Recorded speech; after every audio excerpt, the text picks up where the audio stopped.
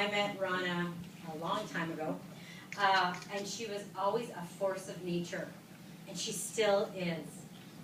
And I'm very, very proud of her, and I'm blessed that she is one of my very good friends, so thank you.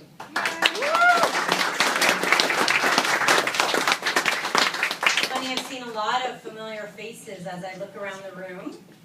And I was speaking with Norman and Kathy earlier, and I said, wow, our relationship started over the phone. And so for so many of you tonight, our relationship truly started over the phone or at the door.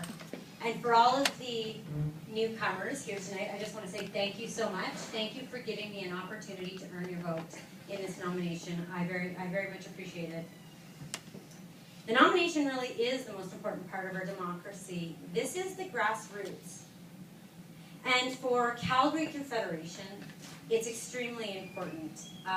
Rana spoke about Justin Trudeau earlier, and we know that the Liberals have their sights set on this riding. My goal is to make sure it stays blue. Yay!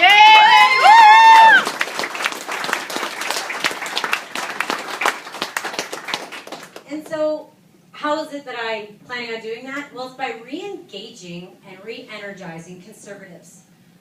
From Sarcee to the Deerfoot. From Memorial to John Laurie. And getting them actively involved and excited. Yay!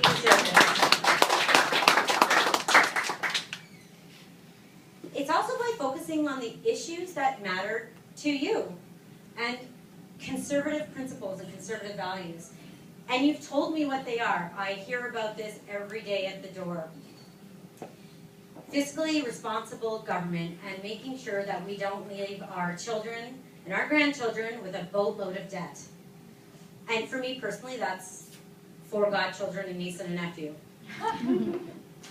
Promoting our natural resources and understanding that this is the heartbeat of our economy, but that it can be done in sustainable ways. And we need to do a better job of talking about our records, of talking about the environmental standards that we do have, and looking forward to the future.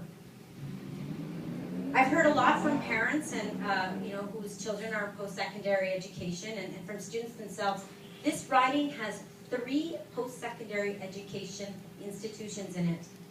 And they are really concerned about the amount of debt that they're going to end up with when they graduate, and how they're going to pay it back, and getting jobs.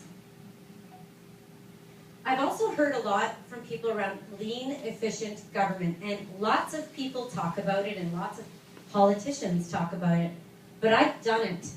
I've spent my entire career working with over a dozen federal government departments to try and reduce costs and ultimately save money for you, us, the taxpayers.